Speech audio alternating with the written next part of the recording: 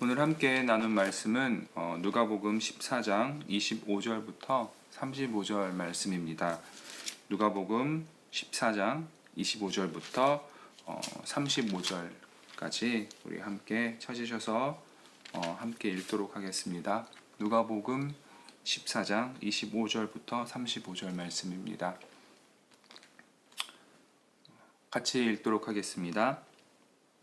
수많은 무리가 함께 갈새 예수께서 돌이키사 이르시되 무릇 내게 오는 자가 자기 부모와 처자와 형제와 자매와 더욱이 자기 목숨까지 미워하지 아니하면 능히 내 제자가 되지 못하고 누구든지 자기 십자가를 지고 나를 따르지 않는 자도 능히 내 제자가 되지 못하리라. 너희 중에 누가 망대를 세우고자 할진대 자기의 가진 것이 준공하기까지에 족할지 먼저 앉아 그 비용을 계산하지 아니하겠느냐.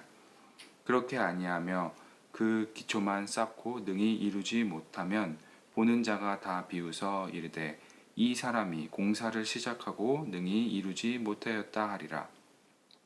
또 어떤 임금이 다른 임금과 싸우러 갈 때 먼저 앉아 1만 명으로서 저 2만 명을 거느리고 오는 자를 대적할 수 있을까 헤아리지 아니하겠느냐.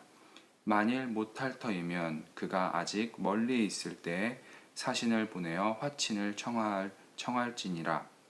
이와 같이 너희 중에 누구든지 자기의 모든 소유를 버리지 아니하면 능히 내 제자가 되지 못하리라. 소금이 좋은 것이나 소금도 만일 그 맛을 잃으면 무엇으로 짜게 하리요. 땅에도 거름에도 쓸데없어 내버리느니라. 들을 귀가 있는 자들은 들을지어다 하시니라. 아멘. 우리가 잘 알고 있는 것처럼 제자란 스승에게 배움을 받는 학생 혹은 문화생을 말합니다. 특별히 신약 성경의 제자는 예수님을 따르는 사람들을 말합니다. 대표적으로 예수님의 12제자가 있었고 그 외에도 예수님을 따르는 많은 그룹들이 있었습니다. 오늘 함께 읽은 누가복음 14장 25절부터 35절의 말씀은 예수님이 제자가 되는 길에 대한 예수님의 가르침입니다. 오늘 말씀을 통해서 예수님의 제자가 된다는 것에 대해서 함께 묵상하기를 원합니다. 25절을 보면 수많은 무리가 예수님과 함께 이동하고 있었음을 알 수 있습니다. 예수님은 어디로 가고 계신 것인가요? 예수님은 예루살렘을 향해 가고 계셨습니다. 예수님께서 예루살렘으로 가고 계신 이유는 죽기 위함입니다. 죽으시기 위함이십니다. 예수님과 함께 예루살렘으로 향하는 수많은 무리들 중에 스스로 예수님의 제자라 생각하며 따라가는 사람들도 있었을 것입니다. 예수님은 자신을 따라오는 많은 무리들을 향해서 26절과 27절에 이렇게 말씀하십니다. 무릇 내게 오는 자가 자기 부모와 처자와 형제와 자매와 더욱이 자기 목숨까지 미워하지 아니하면 능히 내 제자가 되지 못하고 누구든지 자기 십자가를 지고 나를 따르지 않는 자도 능히 내 제자가 되지 못하리라. 이 말을 들은 그 무리들의 반응은 어땠을까요? 아마도 혼란스러웠을 것입니다. 그리고 저와 여러분도 이 말씀 앞에서 당황스러운 것은 마찬가지입니다. 하지만 예수님께서 말씀하신 부모와 처자, 형제와 자매, 그리고 자기 목숨까지 미워한다는 것은 예수님의 가르침을 강조하기 위해 사용된 과장된 수사법입니다. 이 말씀의 의미는 예수님을 따르기 위해서 지금까지 소중하게 여긴 것들, 심지어 자신의 목숨도 예수님보다 낮게 여기고 예수님을 최고의 가치로 여기며 삶 속에서 예수님을 가장 우선순위에 두어야 함을 의미합니다. 십자가를 지고 예수님을 따르라는 명령 역시 온전히 예수님께 순종하고 그분의 명령에 완전히 복종하는 자세를 가지고 따를 것을 의미합니다. 당시의 사람들은 십자가를 진다는 것에 대한 의미를 알고 있었습니다. 십자가를 진다는 것은 죽음을 향해 가는 것이고 로마에 대한 복종의 상징이었습니다. 예수님은 지금 죽으시기 위해서 예루살렘으로 가시는 중이십니다. 그것이 예수님께서 이 땅에 오신 이유이고, 예수님의 제자가 된다는 것은 그분이 걸으셨던 그 길을 따라 걸어가는 것입니다.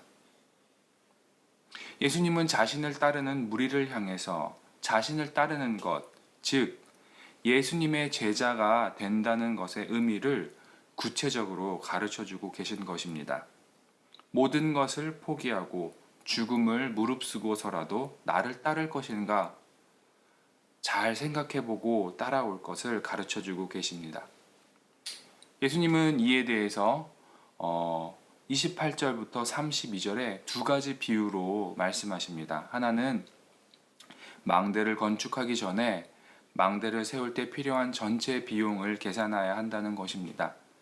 또 다른 하나는 전쟁을 앞둔 왕이 자신의 1만 군사로 적의 2만 군사와 싸울 수 있을지 잘 판단해야 한다는 것입니다.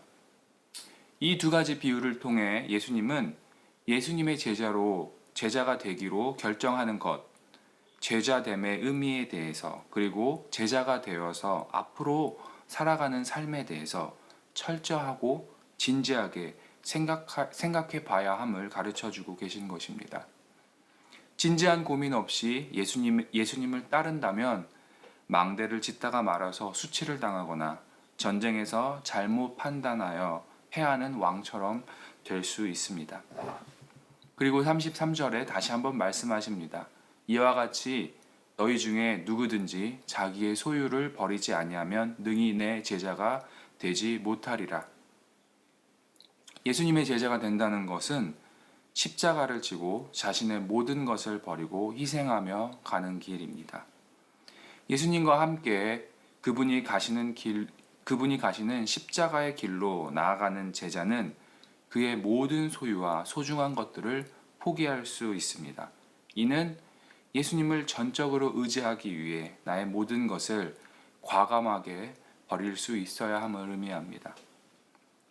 그리고 진지하고 신중한 과정을 통해 예수님의 제자가 되기로 결심한 사람은 34절과 35절의 말씀처럼 소금이 맛을 잃지 않고 소금의 용도에 맞게 사용되는 것과 같이 예수님의 제자로서 예수님께서 걸어가신 십자가의 길을 따라서 변함없이 걸어가야 할 것을 가르쳐 주고 계십니다. 성도 여러분, 오늘 이 말씀이 저와 여러분에게 주는 도전과 교훈은 무엇인가요? 우리는 교회 안에서 예수님의 제자 혹은 제자의 삶에 대해서 자주 이야기합니다. 하지만 오늘 이 말씀을 진지하게 살펴본다면 예수님의 제자가 된다는 것, 예수님의 제자로 삶을 산다는 것이 우리가 생각하는 것보다 쉬운 일이 아닙니다. 자기 십자가를 지고 나를 따르라는 예수님의 말씀 앞에 얼마나 진지한 고민을 하셨습니까? 예수님의 제자가 되기로 결심한 후 얼마나 변하지 않고 그 마음을 유지하며 그 길을 따라가고 계십니까? 말씀을 통해 나눈 것처럼 십자가의 길을 가는 것, 제자의 삶을 사는 것은 자신의 삶을 온전히 예수님께만 맡기고 그분의 명령에 온전히 순종하는 삶을 말합니다. 예수님 때문에 내가 희생하고 손해보더라도 순종으로 그 길을 걸어가는 것을 의미합니다. 예수님의 제자가 된다는 것은 예수님을 내 삶의 최고의 가치, 최고의 우선순위로 두고 그분만 의지하며 사는 삶을 말합니다. 성도 여러분, 저와 여러분은 예수님의 제자가 된다는 것의 의미를 알고 있습니다. 이 제자됨의 의미가 나의 삶 속에서 얼마나 지켜지고 있는지 나의 삶을 말씀에 비추어 다시 한번 점검해 보기를 도전합니다. 말씀 중심 교회 공동체에 속한 저와 성도 여러분은 예수님을 따르기로 결심했지만 제자의 삶을 살아내지 못해 맛을 잃은 소금이 되지 않기를 주님의 이름으로 소망합니다. 저와 여러분의 삶에는 망대를 짓다가 도중에 공사가 멈춰서 수치를 당하는 일이나 전쟁을 앞둔 왕이 전력을 잘 점검하지 못해 전쟁에서 패하는 것과 같은 일들이 생기지 않기를 소망합니다. 예수님의 제자가 된다는 것, 이것은 쉽게 결정하는 것이 아닙니다. 이것은 쉬운 일이 아닙니다. 예수님께서 걸어가신 그 길이 어떤 것인지 안다면 쉽게 결정할 수 없을 것입니다.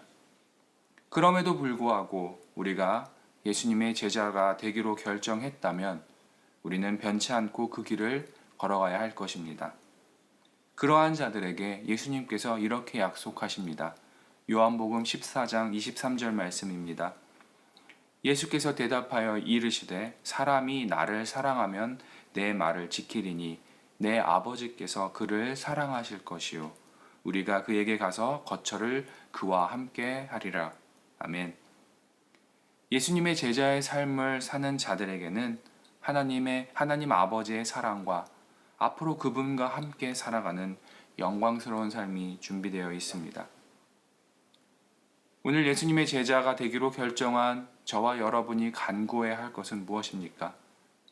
소금이 맛을 잃지 않고 소금의 역할을 잘 감당하듯 나도 예수님의 제자로서 변함없이 그 삶을 살아낼 수 있기를 기도해야 할 것입니다.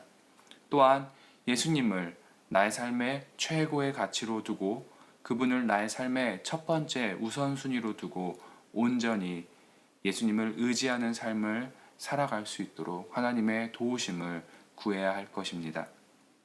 오늘 하루 그리고 앞으로의 삶 속에서 예수님의 제자가 되기로 결정한 저와 여러분이 이 세상에서 변함없이 흔들리지 않고 제자의 삶을 살아낼 수 있는 능력을 간구하시기를 주의 이름으로 도전합니다. 우리 함께 기도하시겠습니다. 하나님 아버지 감사합니다. 죄인 되었던 우리를 하나님의 백성으로 불러주시고 예수님의 제자가 되어 이 땅에서 그 제자의 삶을 살아갈 수 있도록 우리에게 은혜 허락하여 주신 것 감사합니다. 우리가 그 마음 편치 않고 그 제자의 길을 나아갈 수 있도록 살아낼 수 있도록 우리에게 힘과 능력 더하여 주시옵소서. 하나님 아버지, 그래서 이 땅에서 그 빛과 소금의 역할을 잘 감당하고 하나님 나라의 그 영광을 드러내는 삶을 살아낼 수 있도록 인도하여 주시옵소서. 또한 우리의 삶을 통하여서 하나님께로 나아가는 그 길을 보여주며 많은 이들을 그 길로 인도하는 예수 그리스도의 참된 제자의 삶을 살아갈 수 있도록 우리에게 힘과 능력 더하여 주시옵소서. 감사드리며 예수님 이름으로 기도했습니다. 아멘. 하늘에 계신 우리 아버지여, 이름이 거룩히 여김을 받으시오며 나라가 임하옵시며 뜻이 하늘에서 이루어진 것 같이 땅에서도 이루어지이다. 오늘날 우리에게 일용할 양식을 주옵시고 우리가 우리에게 죄 지은 자를 사하여 준 것 같이 우리 죄를 사하여 주옵시며 우리를 시험에 들지 말게 하옵시고 다만 악에서 구하옵소서. 나라와 권세와 영광이 온전히 아버지께만 있사옵나이다. 아멘. 우리 이 시간에 함께 합심하여서 기도하는 시간 갖도록 하겠습니다. 첫 번째로 나라와 민족을 위해서 기도해 주시기를 원합니다. 두 번째로 열방을 향해 복음을 전파하고 있는 그 선교사님들을 위해서, 또 그 복음 전파됨을 위해서 하나님의 나라가 확장되는 것을 위해서 우리가 기도로 중보하기를 원합니다. 또 세 번째로 우리 말씀 중심 교회를 위해서 기도해 주시기를 간구합니다. 우리 교회가 예수님의 제자가 되어 제자의 삶을 잘 감당하는 교회가 되어질 수 있기를, 그래서 세상 속에서 빛과 소금의 역할을 잘 감당하기를, 그렇게 아름답고 건강하게 세워져 나갈 수 있도록 우리 말씀 중심 교회를 위해서 기도해 주십시오. 또한 이 일을 위해 수고하는 담임 목사님과 또 리더들, 그리고 우리 교회 각 성도 한 사람 한 사람들을 위해서 우리가 기도하기를 원합니다. 또 마지막으로 우리 개인을 위해서 기도하도록 하겠습니다. 오늘 말씀 기억하시면서 예수님의 제자가 된다는 것, 그것이 어떤 것인지 다시 한번 생각해 보고 또 예수님만 의지하는 삶으로 살아갈 수 있도록, 그리고 온전히 오늘 하루 예수님을 의지하고 예수님의 말씀에 순종하는 삶을 살아가기를, 또 그 삶을 살아갈 수 있는 능력을 강구했으면 좋겠습니다. 또 우리가 각자 하나님 앞에 두고 기도하는 그 기도의 제목들을 놓고 우리 함께 이 시간에 기도하도록 하겠습니다. 함께 기도하시겠습니다.